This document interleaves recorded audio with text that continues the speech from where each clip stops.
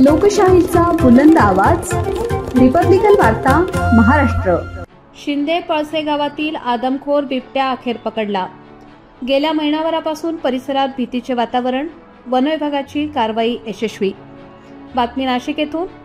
नाशिक तालुक्यातील शिंदे पळसे गावात गेल्या महिनाभरापासून नागरिकांमध्ये दहशत निर्माण करणारा आदमखोर बिबट्या अखेर वन विभागाच्या तावडीत सापडलाय। या बिबट्याने परिसरात अनेक ठिकाणी उघड्यावर वावर करत शेतकरी, शाळेत जाणारे विद्यार्थी आणि कामावर जाणारे युवक यांच्यात भीतीचे वातावरण निर्माण केले होते। गेल्या काही दिवसांपासून बिबट्याचे दर्शन वारंवार होत होते। काही वेळा तो गावातच उघड्यावर फिरताना दिसला।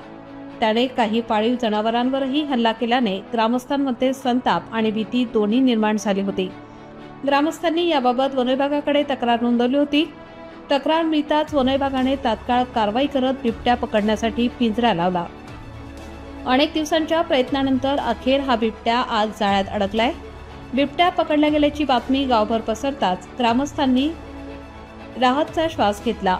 वन विभागाच्या अधिकाऱ्यांनी सांगितले की पकडलेल्या बिबट्याला आरोग्य तपासणीसाठी वन विभागाच्या ताब्यात ठेवण्यात आले असून पुढील तपासणी करून त्याला जंगलात सुरक्षित स्थळी सोडण्यात येणार आहे।